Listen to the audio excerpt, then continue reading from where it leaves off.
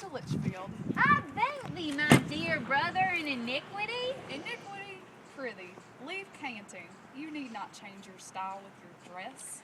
Don't mistake me, Aimwell, for 'tis still my maximum that there is no scandal like rags, nor any crime as shameful as poverty.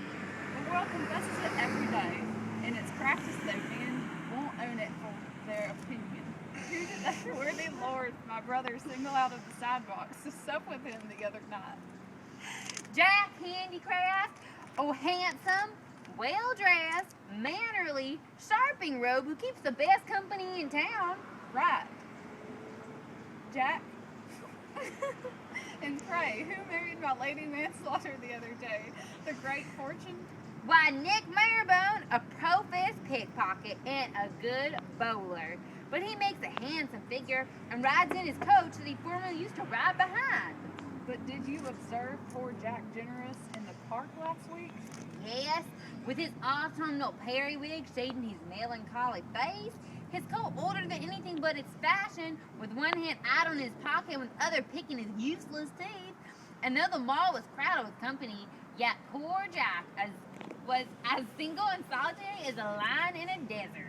And as much avoided for no crime upon earth but the want of money. And that's enough. Men must not be poor.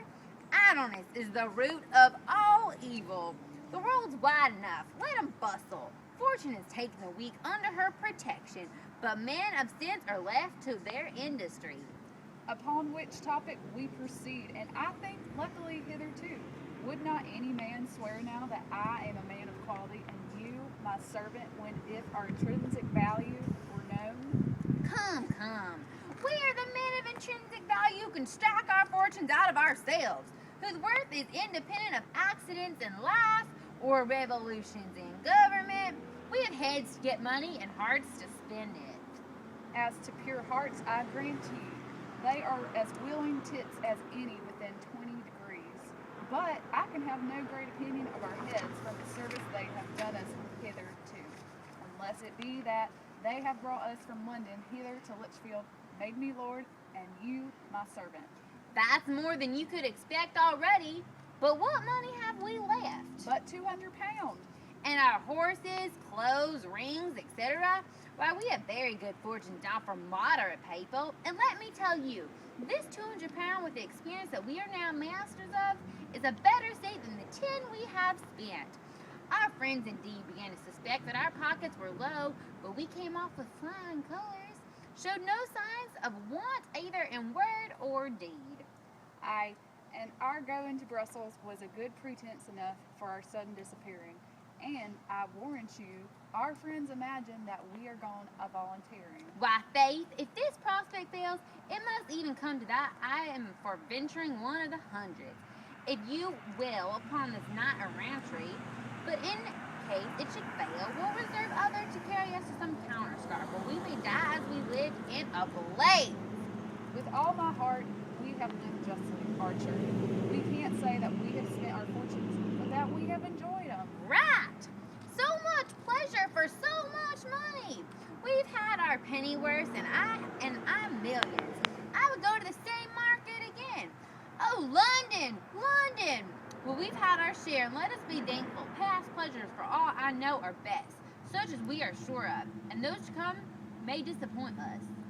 It has often grieved my heart, the heart of me, to see how some inhuman wretches murder their kind fortunes, those that, by sacrificing all to one appetite, shall starve all the rest.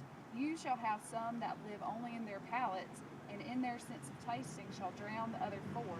Others are only epicures in appearances, such who shall starve their nights to make a figure of days, and famish their own to feed the eyes of others, a contrary sort, confine their pleasures to the dark, and contract their specious acres to the circuit of a luff string.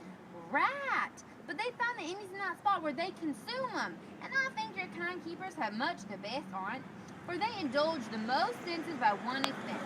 There's the seeing, hearing, and feeling, amply gratified, and some philosophers will tell you that from such a commerce there arises a sixth sense that gives infinitely more pleasure than the other five put together.